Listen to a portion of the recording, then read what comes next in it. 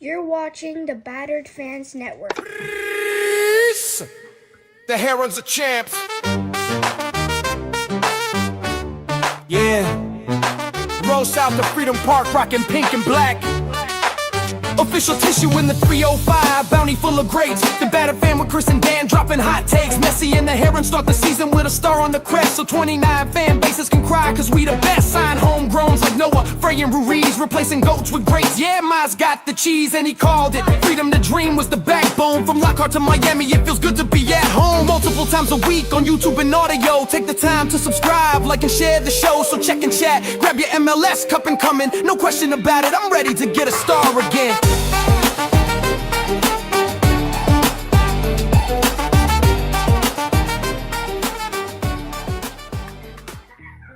No question about it. I am ready to get hurt again. Matt, the Herons are back. Welcome, everybody, to episode number 502 of the Battered Herons podcast. I'm your host, Dave Gunn, alongside me, as always. Well, no, not as always. We got a special guest, Mr. SoFlo. Matt, what's going on? How are you doing, sir? I'm doing very good. I'm happy with an Inter Miami win. I'm happy to be here on the Battered Herons channel, and I'm happy to talk to you today and be with everybody in the chat. Yeah, man, it's another dub. We're at 2-0-1, 2 wins, 3 games, not too bad. I feel like everybody felt a little better at halftime. Second half, maybe not as promising. I will tell you, yeah, it was boring. The second time, I didn't watch the first. 1 minute did Rodrigo de Paul score. I turned on the TV, and as I turned on the TV, Segovia was crossing the ball across the box. Segovia received it and scored. So that's literally the first couple seconds of the game I watched.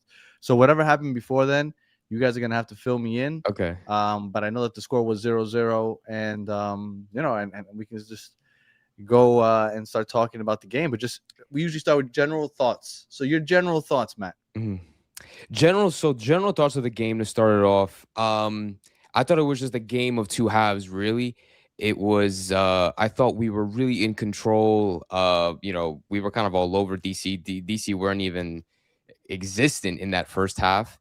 And we were looking really, really good in that first half, and we ended up scoring 2 goals. And then in the second half, it was literally the complete opposite. And like I said before, it was I thought it was boring, man. I thought it was boring up until they scored, up until DC scored. I thought it was really boring. Nothing was getting done. I thought we looked very relaxed, very comfortable. Like we switched into a state of like, okay, let's just like pass the ball around and not get too aggressive as we were before. Mm-hmm. And so that kind of, it like bit us in the butt a little bit. So, and then we ended up conceding. Luckily, we didn't end up tying the game, which I thought it was probably going to in the last couple of chances that DC had there. But it was definitely a tale of two halves, I would say.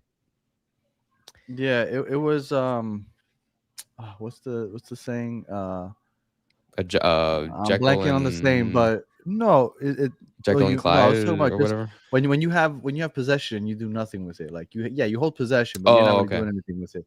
Mm-hmm. But they held almost 60% possession in the second half. They only had 3 shots, whereas DC took 9 shots. It felt like DC obviously was just more dangerous. It felt like Miami was just playing the counter the whole second half, and they had their opportunities late in the game. RDP missed a great opportunity, but the first half definitely looked better from what I saw. Again, I missed the first 20 minutes. I'll have to ask, and I'll ask you in a second what you thought about the first 20 minutes. But before we get into that, and I see a couple people asked already, where's Chris? He's out of town.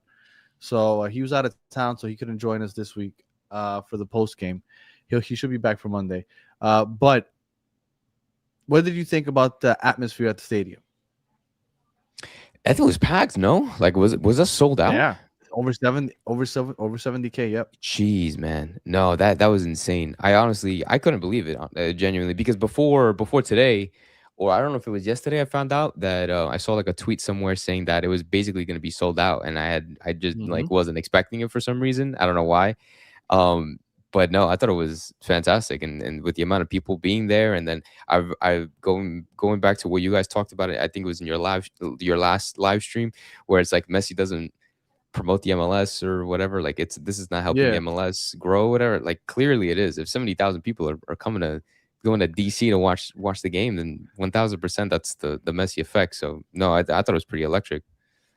And yeah, and somebody on Twitter at some point today said, this is horrible for the fans. This is only for the rich people that can afford to go. And I was like, that doesn't make much sense. The reason they put it in bigger stadiums, I understand that you sell more tickets. So yes, technically it's for that, but also it's a bigger stadium. So it's cheaper to go in, because if it's a small stadium, the premium for the resale is going to be high. Once you have a big stadium, I went in there. If you would have gone this morning, you could have gotten into the stadium for $80. Probably nosebleed, but you would have been able to get in there for $80. So being a bigger stadium gives more people an opportunity to go ahead and witness the Messi magic, which I'm sure if they went in there for Messi, they left happy because they saw him score. So yeah, I don't think anybody's leaving that stadium mad, even though DC did lose. I don't think nobody's leaving there mad. No. And can I tell you, I really dislike Ty Baribo. Really? He's so overrated, and he's a poacher. Like, he doesn't do anything outside of the way he scored is how he scored his goals last year with Philadelphia. That's how he scored his first goal this year against Philadelphia. He got another one today, and I get it. Part of being a good striker is being in the right position. I get it. I still don't like him. And I think what's funny, honestly, to me, is that Bertaram is like the complete opposite. And that he's not a poacher at all, and he's literally like the most pressing forward like you can ever imagine. But like he never gets involved in like the actual goals, right? So, but instead, Baribo, like, you know what I'm saying? But like Baribo just always so happens to be there to score. But then when Bertarame needs to be there, he's like not. He's not there. So it's like literally the complete opposite. So Bertarame, you know what? Let me not jump ahead. No. So I didn't get to watch the first 18, 19 minutes. I forgot what minute it was with the Paul scored, because I literally turned it on as Segovia was passing the ball. What did the first 15 to 20 minutes look like? Because I missed it, and I'm not sure if they looked good, and then they kept looking good. Did they start slow? What did the first 15, 20 minutes look like? And Chad, you can jump in also if you want. Yes, please, Chad. Help me out if I do miss anything. But I genuinely speaking, I thought we looked great. I thought we were looking really, really good in the first couple of minutes. It's the complete opposite of what the other games have started out as, if that makes sense. So like in the other games, we would always start off on the back foot. I don't know if that would make sense. Like it always seemed like we were chasing the game, like against LA, or you know what I mean. But like this time, it was us that was being dominant and trying to take it and play the game our way. Yes, and play the game our way. And I really, really like that, especially when you're playing away from home. So that was looking really, really good. And there was a chance here or two. I think DePaul had a shot outside the box that was saved. I think Baribo actually had a shot outside the box that was also saved by St. Clair. 2 easy shots that were savable. But other than that, you didn't miss much. And then DePaul didn't score until the 17th minute. And that was thanks to huge high press from Berterame. Berterame was big. Yeah. And that's the second time that Berterame's high press turned into an Inter Miami goal. He did that in the last game as well. So huge. You have to give Berterame huge props for that. And then he ended up passing it to Segovia. Segovia passed it to DePaul, and he placed it really, really well in the back of the net. But we were looking really good in those first 20 minutes. Okay. I actually skipped over the starting lineup because we usually go over the starting lineup. Let me just go back there. Starting lineup. So for those of you on audio, Segovia, keeper, left to right, left back, Noah Allen, Mikael, left center back, Falcon, right center back, Mura, right back. Then to me, it looked like they were playing with the single pivot, Yannick Bright, 2/8, Segovia, and DePaul. Jesus Christ, I just blanked. DePaul, and then up top they had City on the left, Messi on the right, and then Berterame. Is that how you saw it, and what did you think of the starting lineup? Because I'm sure not just me, I'm sure you and everybody were kind of surprised when Allende wasn't put a part of the starting lineup. Yes. Excuse me.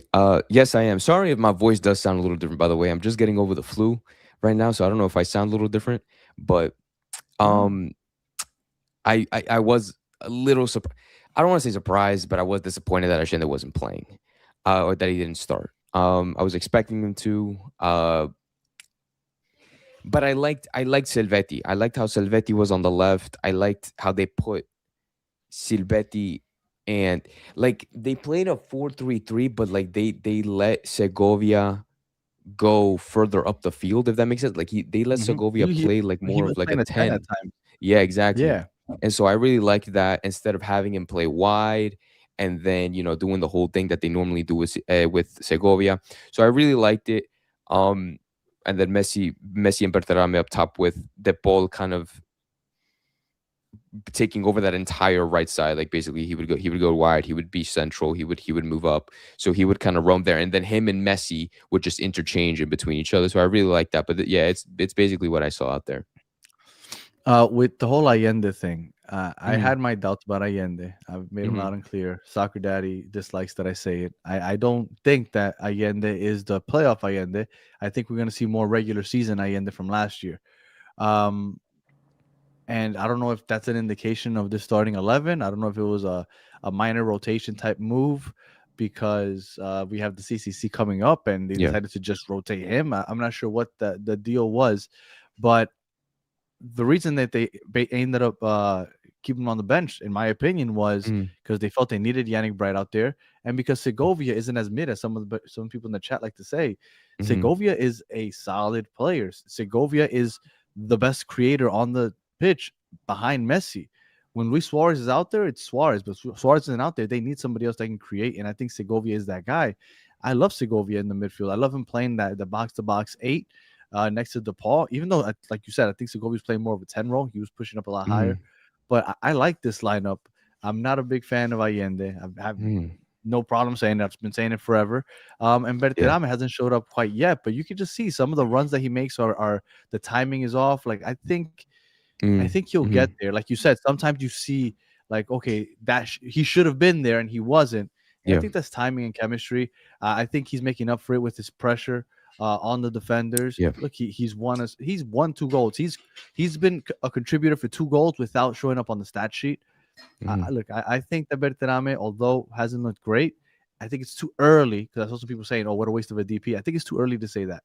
He hasn't looked great, but I think that he's hasn't looked horrible either. Not like a DP, but he hasn't looked horrible either. Yeah. No, I 1000%. I bouncing off your idea on or your opinion on Ashinde, I can't disagree with you on it because I also wasn't going into the season thinking like this is gonna be the record breaking Ashinde that came in the postseason.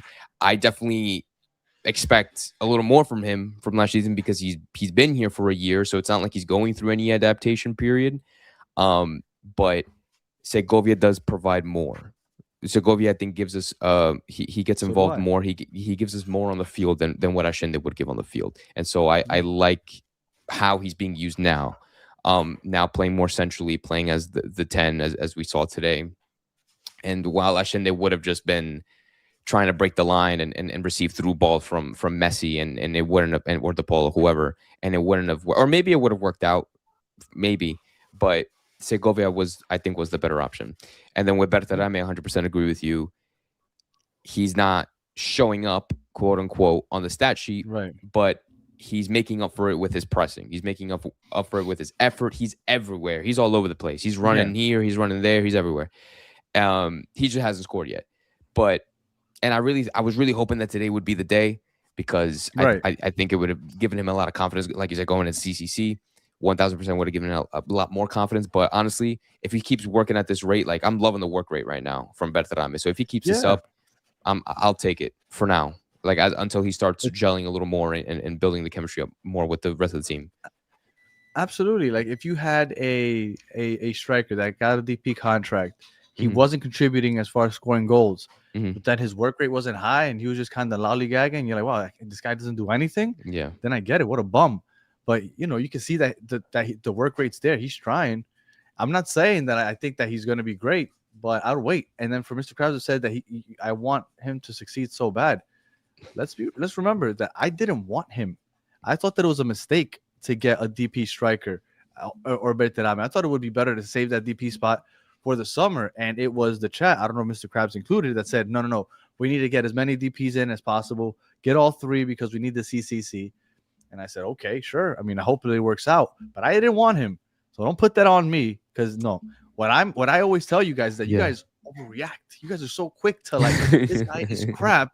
That's it. Get him off the team. What a waste. It's like Jesus Christ. Just give it a second. Let's wait to see how it plays out. It's been 3 regular season games. He hasn't necessarily finished, and I feel like he hasn't been, like you said, Matt, in the right position at times. You can tell the timing is off on some of the runs. Yes. But he's making up for it with his work rate. He is pressing. He has caused turnovers. And today we scored that first goal because of him. No, 1,000% agree. A lot of people, I already see the Berta hate in the comments. A lot of people are also complaining about Mura. They're saying Chelo Winganda is better than Mura. I could not disagree anymore with those comments. I'm so sorry, guys. But Mura, okay, but I can't say this. Mura, I'm sorry that I'm switching topics right now, but Mura. No, go for it.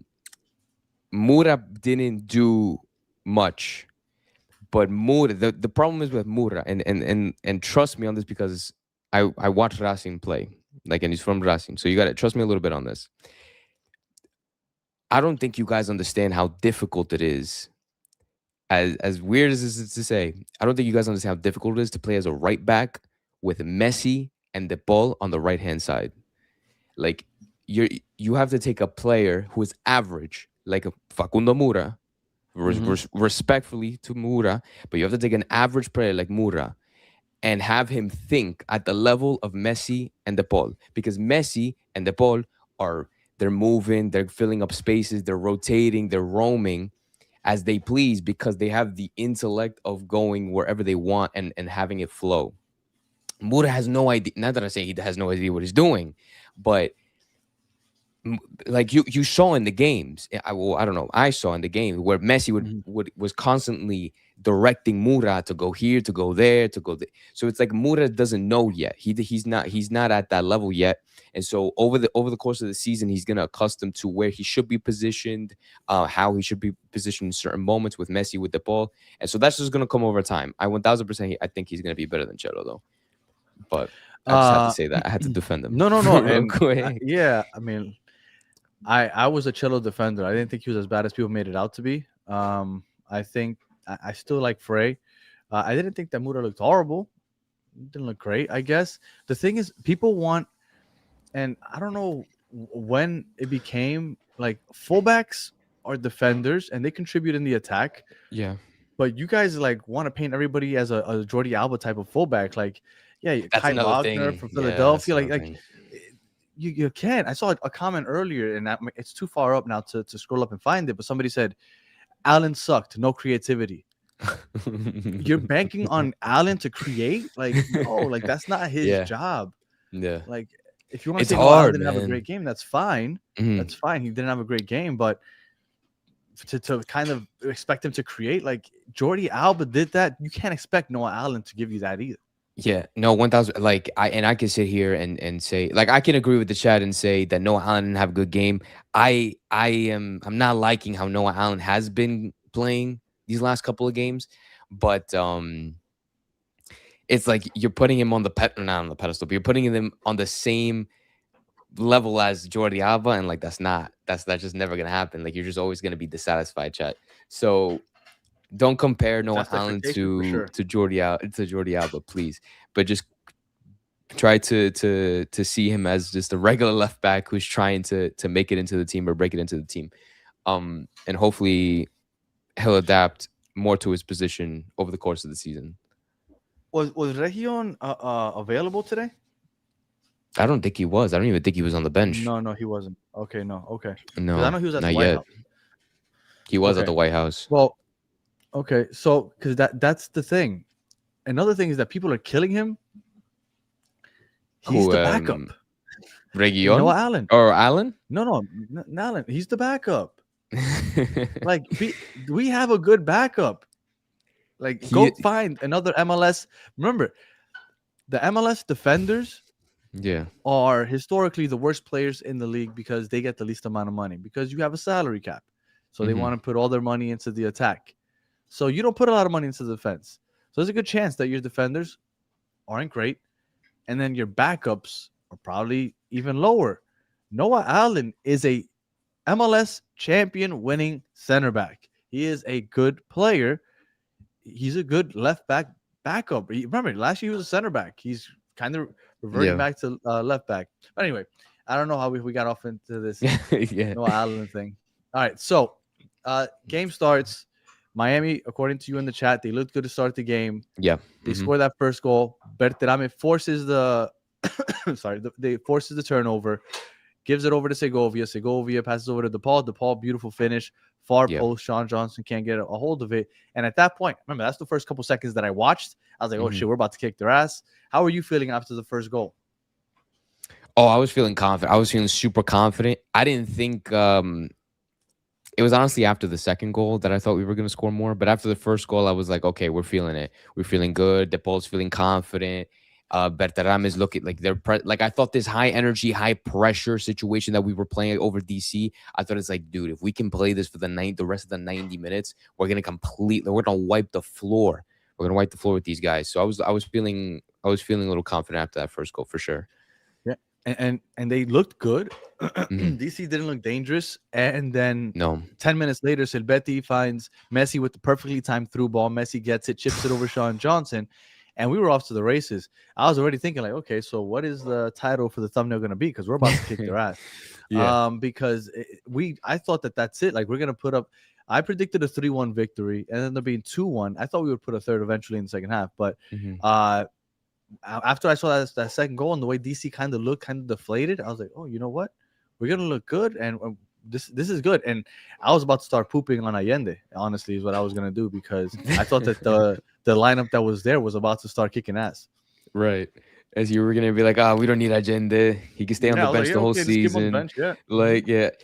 So, yeah, after that second goal, I was like, oh, no, we're going to wipe him. We're going to wipe him. I was going to think 4. I was thinking 4-0 or something. I thought for sure we would keep a clean sheet. Obviously, in the second half, we'll talk about it later, that completely changed. But I was thinking, hey, we're going to put 4 past these guys. We're going to be looking good. We're going into the CCC looking great, feeling confident. And what a great pass, man. What a great pass from Silvetti. We had to talk about it 1,000%. Like the through ball to Messi, the chip over the shoulder. That was just world. That whole thing was un golazo. Beautiful play. It was. Miami. Was there anybody stricken down the right side? I can't remember. Well, what I will tell you is that I saw often that the team it felt like everybody was involved, because as soon as there was any type of counter, the passing was direct, it was quick, and everybody was off to the races. It wasn't just just a few people. No, like, you knew that if there was a ball deflected, somebody was coming up behind it to pick it up and keep the ball rolling.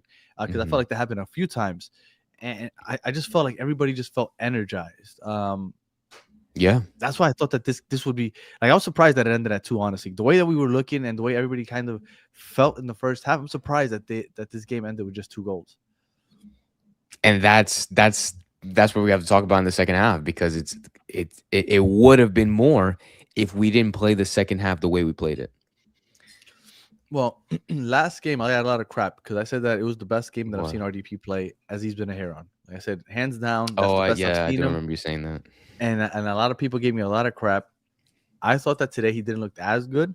I think Segovia took a lot of the responsibility. They shared the responsibility of creating now, right? Because I felt like I felt like today, they were both playing that 8 role. Segovia more like a 10. I felt like DePaul was doing it all last game against Orlando. I thought Segovia took a lot of those responsibilities. So I wouldn't say that he didn't look good, but not as good, because I felt like it was all him last week. It wasn't all him today.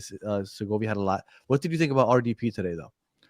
I thought he looked good for the majority of the time. I mean, getting the goal, being everywhere all at once.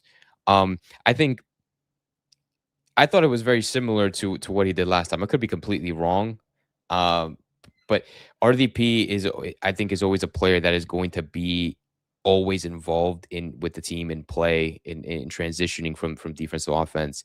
And I think he's always going to be like, he's either going to play really, really good or really, really bad. I don't think he's going to be really in between that. But I thought he was great. I thought he has been great the last 2 games. And I don't know if he was better than the last time against Orlando, to be honest. Like, I can't even tell you that. I felt like I felt like he was the one pulling all the strings in the midfield. Segovia wasn't as involved as he was today.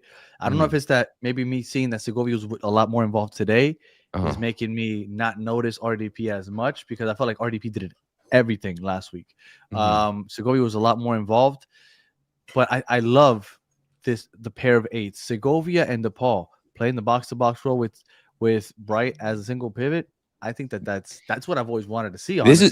This is what we've been asking for, and we're happy to see it. We would see. That's what I thought we would see with Busquets, DePaul, and Redondo. That's what I always imagined. Now Redondo ended up being a bum, and then Busquets obviously was the holding midfielder, right? The one back there, but defensively he can't give you what Bright does. But all in all, I thought the midfield looks great. I think with those three. No, I couldn't agree more. This is exactly what we've been asking for with Segovia and DePaul, and that's like you said, that's probably why you didn't think DePaul did as much today, because we found the system where Segovia and RDP can both like equally get involved in the play and both be just as effective. So if they can keep this up and make this work for the majority of the season, then we're gonna be golden. So yeah, 1000%. Now, if they keep this up, though, Allende is out of a starting job. Yeah, no, unfortunately, yeah. Unless Berterame, knock on wood right now, unless something happens to Berterame. But yeah, no, so, there's no way Allende touched the lineup with how things are going with this, for sure. I guess this is a silly question because this is a post game. What? If Berterame comes off, so what? Does Messi play a false nine? If Berterame comes off for like if he for Allende, like Allende's not going to be a striker. He's going to be playing out wide. No, they'll go back to the playoffs. I guess Messi's so. Playing that false nine. I guess so, but then actually, yeah, no, probably because then it would be Silvetti, Messi, and then Allende with Segovia, Bright, and DePaul in the midfield. I guess so, but I mean, we also have Suarez, so like that, like I don't know. Are you surprised you didn't see any Suarez today? A little bit. I'm a little surprised. Not that I wanted to. Like it is what it is. Like I wasn't hoping for Suarez to jump in and get some minutes, but because he's Suarez and because it's Marshall, I don't know. I thought like he would throw him like 5 minutes, 10 minutes, or whatever. But the fact that he didn't shows to me that he doesn't care. Not that he doesn't care, but like he doesn't care if Suarez gets time or not. Like he's not putting Suarez in just for the sake of putting Suarez in. And you know what? So, and that's a worry that we had last year, right? Because last year we thought that he's going to play him no matter what. So I'm glad that we're there. But the way the game, I think if we go up 3-1, 4-1, 3-0, I think Suarez gets in. But when you have because he wanted to defend, look, he put Lujan in for Segovia. And I guess before we get into that halftime, how are you feeling at halftime? Like how we said before, like I was expecting more goals in the second half. I was hoping that we would continue the intensity in the second. And so I was feeling really, really, really good. And I think I looked at the statistics and I think we had like, I think they had like they probably had like 3 shots or 4 shots or something like that. Like they weren't threatening us at all. Like in offensively, like they were a complete ghost. So I'm like, yo, if we can keep this up, like they're probably going to be demoralized. DC are probably going to be demoralized. We're going to keep up the pressure and it's going to be looking good. So I was feeling really, really good going into the second half. They had 1 shot on target in the first half. Yeah, there you go. 1 shot on target. So Big Nasty is I was there, not even close to sold out. Scalpers got stuck with their tickets. Oh, look at that. Oh, damn. All right. Was that in the first or second half where Bright had that tackle where he took the ball right from this guy's foot where he should have scored? That was an open goal, basically. Bright came from behind. I don't think I've ever seen a tackle like that so perfectly timed, where he just basically took it from right under his foot. Oh my god, I don't remember actually. Maybe it was the second. I have no idea. Maybe the chat will remember if the chat can tell us. But you saw Bright with one hell of a tackle. Oh, dude, Bright. Yeah, man. Bright in general. I'm just really glad. I thought Bright played great today, by the way. Like as a whole, like 10 out of 10, he played fantastic. And the fact that he's playing in his proper position, we're gonna be. I feel very, very safe with Yannick Bright, and he continues to make tackles like that, and continue to get involved and play like that. I have zero worries that Bright is going to be one of the better midfielders in this league this year. And shout out to Cypho3BB. MLS said it was a record 72,026 fans at the stadium, though. Remember, what they report are the tickets sold. So if scalpers purchased 10,000 tickets, even if those 10,000 seats are empty, those tickets are sold. They just got stuck with them because they weren't able to resell them. Right. So that goes into the whole number that they announced. So it might have looked lighter because, scalpers are greedy. Yeah, exactly. All right, second half. What do you, in your opinion, what changed in the second half? I think we were just we were comfortable. Like we were too comfortable with the 2-0 lead. I think it was between like the 45th minute and I want to say maybe the like 60-something minute, 65th minute, let's just say. Like it was just passing, from side to side, which in the beginning passing, say again. It was just horizontal passing. Yeah, it felt like I felt, I'm sorry to cut you off real quick. No. I felt like they just didn't want to cause it, like protect the ball. I felt like so what they was like, make sure you don't make any stupid mistakes. Protect the ball, and if you don't have a pass, don't worry about going direct or vertical. Just if you don't have the pass, safe passes. I think they just didn't want to give any counterattack opportunities. Yeah, no, they just played, I guess, safer. I guess, like you said, not direct. I thought it was comfortability. Like they looked like, oh, okay, like we're 2-0 up. Let's not do anything stupid. Let's just like pass it back and forth. Let's not lose possession. Let's just keep it. And then, like you said, let's not cause a counterattack. But that ended up biting in the ass because that invited DC United to pressure us like it was nobody's business, right? And I'm looking at the stats now. Actually, in the second half, DC had a 1.38 xG, like expected goals. They were 1,000% going to score a second goal. Like if we didn't defend good, they were 1,000% scoring a second goal. So we took massive risk in not taking risk, if that makes sense. Like we took massive risk in calming down instead of keeping up the intensity. And that's how they ultimately scored, right? They were like, hey, safe passes. And eventually Segovia tried to, I think, connect with RDP. And then they got caught on the counter. Yes. And St. Clair made a good save, but nobody was tracking back with poaching Baribo back there. And I think Mura is the one that should have been on him. And then he just tapped it in. So that was the lone goal, but it felt like DC was dangerous. I was worried that they were going to get a second. Miami had their chances here and there, but for the most part, there was a 3-on-1 opportunity where Berterame was coming down the left side, and he was going to cross it. I want to say it was Messi or Allende waiting for the ball in the center of the pitch, and then a defender got his foot on it. But there weren't too many opportunities for Miami in the second half. Messi, I felt like barely touched the ball in the second half. I wonder if I can see the stat of how many touches he had in the second half. Yeah, he was pissed. He wasn't getting the ball in the second half. I want to see if I can find that too. But he was mad at the end of the game. He was mad. I know I'm jumping a little bit, but he was mad when he walked directly off the field, and he doesn't do that unless he knows they played bad. Like he knew Inter Miami played really, really bad. I see in the comments they're like, "Oh, remember the players are tired from traveling in midweek. We probably have another game, so probably they didn't want to push too much."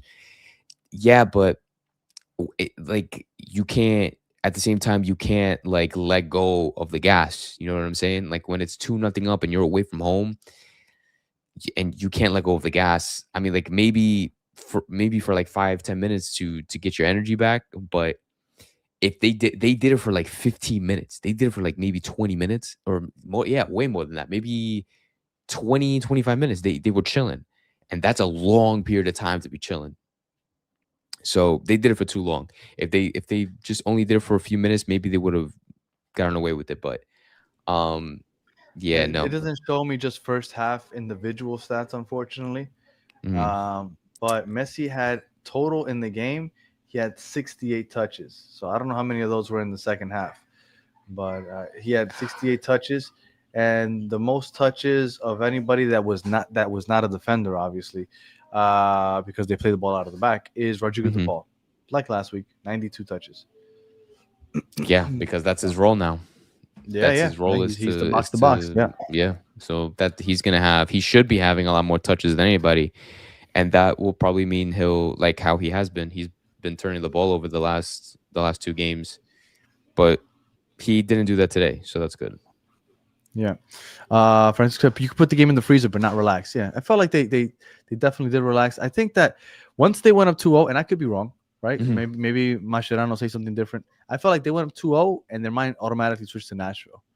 They're like, all right, bet. Like, we wanted to make sure we had to get this dub, right? We can't look past. Yeah, like they won. Like it's always 2-0. We won. Yeah, that's it. All right, that's it. Let's just protect this lead because the big game's on Wednesday. Let's just not fuck it up. I felt like that's what was happening, and they almost did.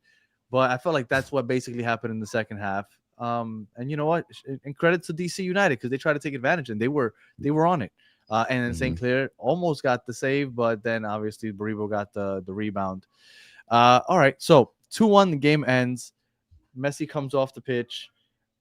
Some people assume that he's upset. I think because after they win and it's a pretty good performance, he starts, exchanging jerseys, shaking hands. He went straight off the pitch. I didn't think too much of it, honestly. But and then Lee Scott said a very boring game. Yeah, it was. The second half definitely wasn't entertaining. Miami was playing it safe. DC was trying their best to be aggressive and have opportunities, but they suck. So like them trying, it still looks pathetic. So it was just, it was just boring overall. So I guess we'll get to our awards, and we'll start with, and Nashville might kill our defense. I'm scared. We are, and shout out to you. Greetings from Dubai. Much appreciated you joining us live. We're gonna talk about that Nashville game on Monday because I don't know if the word is worried, because I don't want to say worried. I feel like Miami should be able to beat Nashville, but we've played 3 regular season games now, and only one of those had a good attack. And that team only attacked for the first half, which was LAFC. In the second half, they just played the low block. Yep. So I don't know how we're going to look against a team that is a little more aggressive, because Nashville historically like to defend, but since BJ Callahan came, Christian Espinosa, Honey Mukhtar, Sam Surge, like they are going to be a little more dangerous now. So we'll talk about it on Monday, obviously, but yes, we'll see, because that's going to be a good attack that we're playing against. And the last 2 attacks at Orlando, hot trash. You saw them today in NYCFC. They lost 5-0. 5-0. We scored 4 on them. Look, they in the last 3 halves, they've 9-0 is the aggregate. Yes. In 3 halves of football for them. Like Orlando is it's trash. Ridiculous. It's really bad. They're really bad this year so far. So yeah, so we'll talk about Nashville on Monday. I'm sure we'll have a guest on to talk about Nashville also. So Matt, standouts. Who, give me 1 or 2 players that you're like, that player stood out. Not man of the match, because that one we'll save for later. My man of the match other than Messi, because Messi's always man of the match. So 1 or 2 standouts. Standouts. This is a good question. I would probably say 2. I think Segovia is a standout for sure. Like we talked about before, got a lot more involved. He's playing centrally now, which is what we wanted, and I like that. So standout for sure. And I think another standout would be maybe I would give it to Yannick Bright. Maybe. Okay. I'd probably give it to Yannick Bright as a 2 standout. I thought he was super, super solid. Obviously not enough for man of the match, but extremely solid to where he played well on all ends of the pitch. If you literally look at his heat map, it's literally if you look at the halfway line at the defensive end, at the defensive side, it's just that's all him. And I'm like, that's what we need, man. Like that's what we need. That's what we needed. And I thought that because I didn't know that they were gonna go with the 2 8s. Once you have the 2 8s, I'm okay with it. I thought that they were gonna go with the 2 pivots, and then with everybody else attacking up top. So I was like, well, you need somebody to progress the ball. But if you have Segovia and DePaul doing that, absolutely keep Yannick Bright there. He's going to be that destroyer back there. So I love that. Okay, so Yannick Bright, you said, and you said Segovia. Segovia. What about you? my stand. Let me put the starting 11 back up, so I refresh my memory. My Silbetti would be a standout for me. Okay. I think Segovia. I'll say Segovia also. I think Segovia. I think he's so underrated and so underappreciated. The amount of time to see Midgovia is kind of crazy to me. And then I'll add this because I know a lot of people are hating on him, and I'm not necessarily his biggest fan. But I'm gonna say Berterame just because he is everywhere. I know he hasn't scored yet, but if he can figure that out and the timing gets right, because I remember there was a pass that Messi delivered to him and he was just nowhere near it, and it looked like Messi's like, God damn it! But if they can get the timing on some of those runs right, like this guy can be dangerous. But just his work rate for that alone, that was what stood out to me, which is the definition of stand out.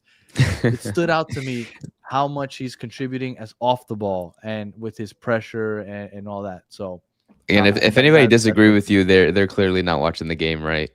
But no, because it's what he does. Did you see anything? Yeah. Did you like anything about the defense at all, or not really? You thought it was kind of like.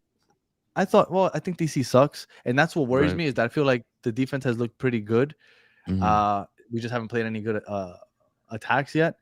But I feel like Mikael and Falcon are doing a tremendous job. Now, one thing I will tell you is that after I started watching the game, the 17th, 18th minute, whenever it was, I got on the Discord real quick just to scroll to see if anybody had said anything that stood out to me of what I had missed.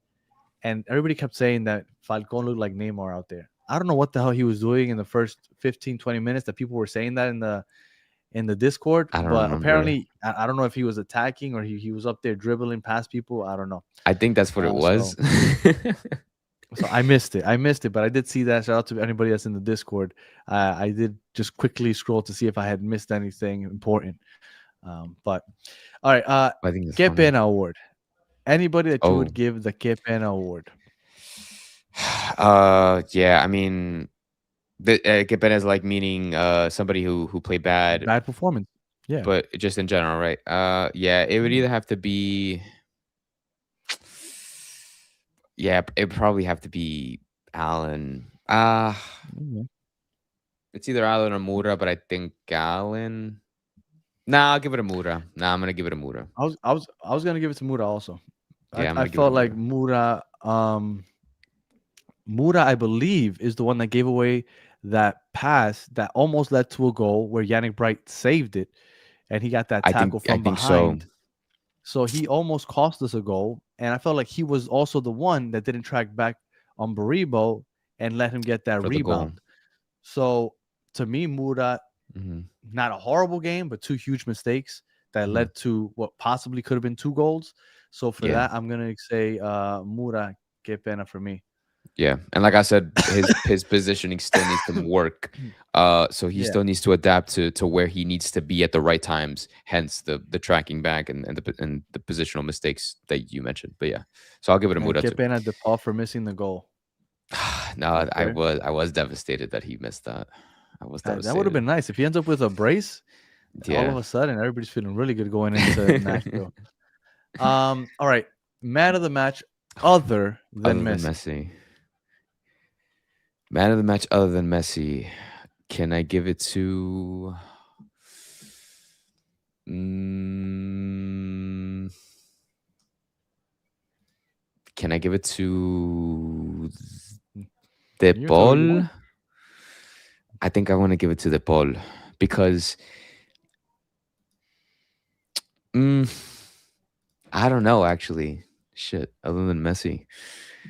I would have to give it to De Paul because first he scored, and he's everywhere. Like I think him being constantly involved in play and creating for the team, tracking back. I think it just he's bound to have a good performance if everything goes well. And I think today was just one of those days. He was literally like that entire right side belonged to him. Like it was all him. It was all him, and then Messi was just was switching in and out. That is crazy. De Paul is not better than Zidane. That's a pretty crazy statement. But yeah, no, I'd give it to De Paul. Well, I thought De Paul had a good game. I thought Segovia also had a good game. Yes, nobody's saying that. I'm gonna give it to Bright. I thought Bright, on top of everything else, he was a Bright close had second. had to play the game. This game is a draw. If I forgot who it was that was going to take that shot, but that shot he had nobody in front of him. It was him and the keeper, and then Bright got him from behind. That is going to be one of the top plays of the year. I literally didn't say Bright because I put him as I know as standout. as a standout. So I'm like, let me choose a different player. But I think that Yannick Bright had to play the game. If Yannick Bright doesn't do that, this game ends in a draw. So, I mean, maybe not, right? Maybe the Inter Miami finally starts being a little more aggressive. They don't put in Lujan. They put in some Suarez or something. So maybe not. But that was definitely a key play. And I thought that he was killing it back there. Defensive, like you said, that heat map that goes straight across. He's everywhere. Yeah. I'd be very surprised if he doesn't end up one of the, like, if this kind of form continues and these kind of defensive performances continue, like, he will literally be one of the best midfielders, if not the best defensive midfielder in the league, like, properly. Because I think we said that last year, or at least I said that last year, but he was a little bit overshadowed due to obvious reasons. He was a little overshadowed. But now that that position is his, and he doesn't have Busquets kind of, I don't want to say in his way, but playing with him, he's going to stand out a lot more, and people are going to realize how good of a player this guy actually is. And I'd be very scared to lose him, honestly. So God forbid that we lose him in the summertime, and hopefully he stays with us all season long. No, the only person that I thought that we might lose during the summertime, I think I'm about to misspell Silvetti, so I apologize. When you guys see it, I have no idea how to spell. I gave 4 options for man of the match other than Messi. I put RDP, Bright, Segovia, and Silvetti because they asked for a poll. So all right. Oh, okay. Put the poll up. Yeah, let's see what they say. So I put the poll up. I forgot what I was about to say. I was gonna say something and I lost my track. About who you thought was gonna leave in the summertime. Oh, Segovia. Segovia is the one that I think ends up leaving in the summertime. I thought that there were gonna be a little more rotation with Messi to keep him, make sure he's healthy for the World Cup and everything. It looks like they're not gonna go that route, but I thought that he would get more playing time because of that. Because I honestly thought that it might be Rodrigo de Paul and Ayala or Rodrigo de Paul and Bright, and that Allende would start up top with Silvetti, Berterame, and Messi. So I thought Segovia was going to be the odd man out. But I thought that whenever he did get to play, he was going to ball out. If he is playing as a starter the whole year, I have no doubt that he's going to get an offer in the summer and he's going to go somewhere. Yeah, I think Segovia is extremely underrated. So that's who I think we might lose. I think we might lose him in the summer. Right, I hope not. What are they saying? So far, RDP is in the lead with 42%. Okay. So, I'm glad that people are coming around with RDP because before it was literally just yesterday. I got killed. I got killed last week for RDP. All right, 2 games in a row. Now people are starting coming around. Yeah. Oh, you saw in the comments somebody said Berterame got icon of the match. So I guess Inter Miami gave for the icon. Yeah, for the hustle. Yeah. So that shows you kids. I know on the stat sheet, but that matters sometimes. Hard work pays off. Playing off ball matters. So did you already check the Foot Mob scores? I did not. Here, let me. Okay, so don't yet. Oh no. Okay. We're playing the game. We're playing the game. Okay, we're playing the game. All right. So this is the game that we play. So you're gonna tell me who you believe is the highest rated player that did not score a goal or get an assist. Oh shit! So that means you cannot pick Messi, Segovia, De Paul, or Silvetti. Highest rated player that did not score. So I cannot pick Messi, De Paul, Segovia, or Silvetti. Correct, and you got the starting 11 up on the screen if you need that as help. Yeah, let me look at that real quick. It has to be the poll right now, by the way, and it has to be Bright. Poll says RDP got 50% of man of the match, other than Messi. Yannick Bright got 37%, Silvetti 10%, and Segovia 3%. Damn. All right. So you said Yannick Bright. It has to be Yannick Bright. Yeah, it's the correct answer. He got an 8.0, and getting an 8 without scoring or assisting is really high. Yeah, damn. So that's Yannick Bright highest, and so you see, we know ball. Highest, second highest is Berterame, 7.6. Also without a goal or assist for the effort, I guess. Yeah, and both of them scored higher. both of them got higher rated than Silvetti, which actually got the assist. So Really? there you go. Yannick Well, Bright was the second highest player, period. yeah. Only Rodrigo de Paul was higher than him. Rodrigo de Paul 8.2, Bright 8.0, Messi Messi? 7.8. 7.8. Oh, wow. Yeah. So Yannick Bright, Look at man. that. Yeah. All right. Who was the lowest rated player? Mura. It had to be the Yep. Mura. Yeah. Yeah, it had to be Yeah. Mura. 6.9. He was the Guys, only we six. know ball on this channel, man. Oh, even the only the six. foot mob ratings agree.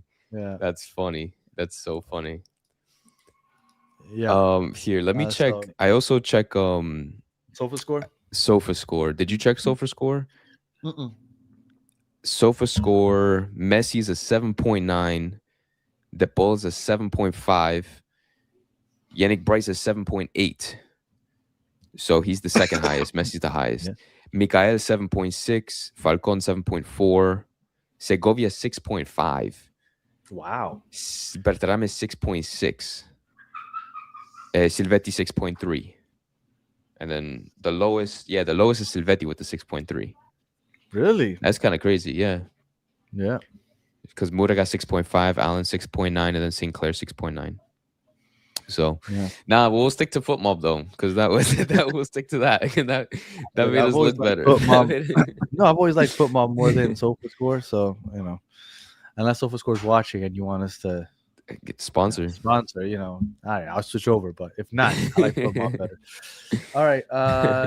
I think that we've run through the gauntlet of everything. Matt, how are you feeling going into the CCC after watching your 3 games? That'll be the last question. And I'll ask the chat also. And in the chat, just so that you don't write a whole paragraph and I can get through them quickly, just give me 2 or 3 words. You feeling confident? You're in doubt? You're worried?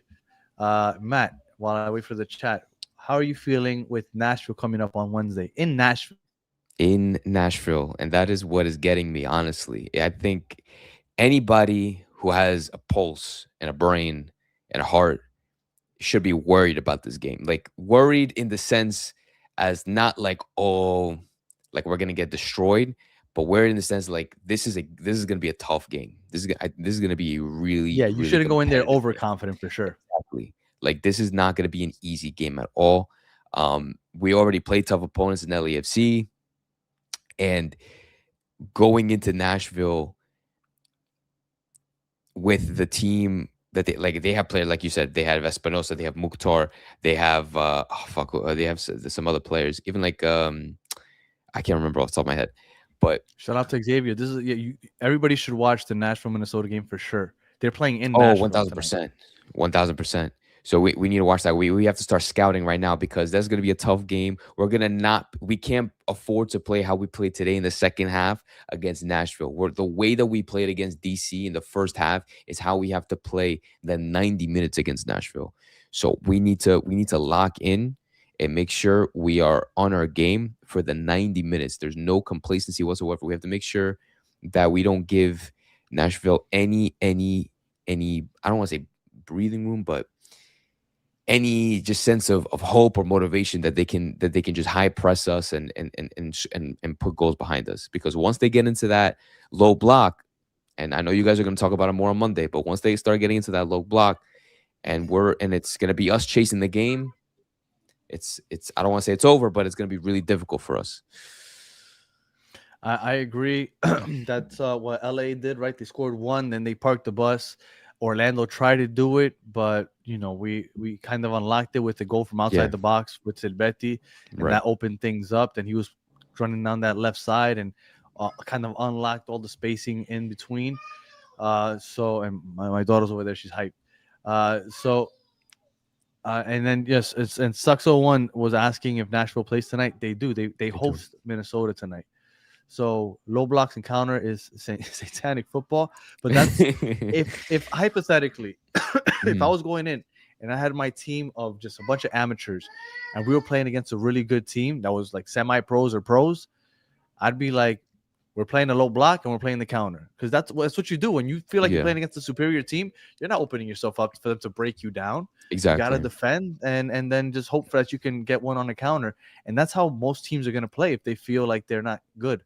That's why I love playing against Nancy, because Nancy was such a cocky person that he felt like he could hang with us. So he never played a low block. He's like, no, we're gonna play our ball. We're not switching it up, and that's why we always kick their ass. So we'll see. And I really hope that Nancy ends up in Orlando, because I want his cocky ass in Orlando trying to do that shit against us. All right, so a lot of people seem like they are optimistic for shout out to Albertico. He agrees with that. Shout out, man. They feel confident. Some people are saying that they're still worried about the defense. I feel like the defenses look pretty good all year. Our defense? Yeah. I feel like our defenses look pretty good this year. Yeah, no, I like it. I like Mikael. At least, and I like at least our duo, like our Falcon and Mikael, I think, I don't want to say I know every center back duo in the league very well. Yeah. Right? I watch the league a lot more now, right? I do the soccer show. Mm-hmm. Yeah, so I know a lot more, but I can't be like, oh, for sure they're the best. But they have to be one of the top 5. Like they're a really solid duo. They're extremely solid. So I'm not worried about our defense at all. Honestly, like this is the most secure I've been about our defense in a while. In the last 5 years, 6 years. Like ever. And that's as long as Inter Miami has been around. Like, that's what I'm saying. That's the exactly happiest I've been. Yeah. The happiest. That's exactly what I'm saying. Happy anniversary! 6 years ago today, Inter Miami scored their first ever goal in DC. Pizarro, I forgot who was that passing the ball, but Pizarro scored the goal. They had the white top with the pink shorts. I hope they bring that look back eventually. That was a clean look. But yeah, first goal ever in DC 6 years ago today. So very cool. I remember being on the couch with my daughter at the time. She was 3 years old, so it's forever ago. Wow. And yeah, that was a cool moment. So happy Pizarro Day for those that happy Pizarro Day. That's celebrated. And it's cool that it happened against DC and we just beat them. It is. And any final words, Matt? And no, I'm like, and I was just gonna say, and now DC suck, and so we got because we lost that game, didn't we? We did. We lost our first 2 games, but I think it was on purpose. I think we were saving that first dub for Orlando because our first ever win was against Orlando. So shout out to Orlando for giving us our first ever dub. Which ended up being all the way in like August because of the pandemic. Oh, that's right. Oh, and before you go in, make sure if you're watching live, make sure that you like the show. It takes a second, but it does us a ton of good. It really helps us out. So much appreciated if you haven't subscribed and liked the channel. And make sure that you follow SoFlo Soccer and Matt also. I'm gonna let him plug all his stuff. Make sure that you are following him on YouTube, Twitter, and all that other stuff. Matt, let them know where they can find you. I appreciate you, man. Yeah, you can find me on SoFlo Soccer. I won't do a live stream tonight because we just did it over here with Danny, but I'll go live tomorrow and talking about the game, giving my thoughts on the game as well. And I always do that sort of content on my channel over there. I also have a Twitter, same handle. So if you guys want to keep up with me there, those are my 2 main points of social media. So appreciate you guys for checking me out. All right. And with that, we're going to sign off here. For those of you that wondering where Chris was, if you got in here late, he's out of town. So we got a better co-host today. So I hope you enjoyed it because Chris sucks. All right. But he should be back on Monday destroying this show and talking about Nashville. So we'll see. And it's going to be an interesting conversation because Nashville, I know we've dominated Nashville the last 10 times we played them, but Nashville's looking a little different. They looked better last year and they're moving different now. So we'll see. I can't wait to see him tonight. Yeah, I'll be paying close attention to that game tonight. All right. If you're listening on audio, we appreciate you listening to the end. Please leave us 5 stars and a comment. If you watch it on YouTube, like and subscribe if you haven't already. Make sure you follow and subscribe to SoFlo Soccer also with Matt. He does a lot of great things over there. And we will be back on Monday talking Nashville, CCC, and anything. I'm probably getting Chris's thoughts on this game, and I'm sure he'll be dramatic about whatever it is. So make sure you tune in for that. So until the next one, have a good one. Ciao, muchachos. Monday.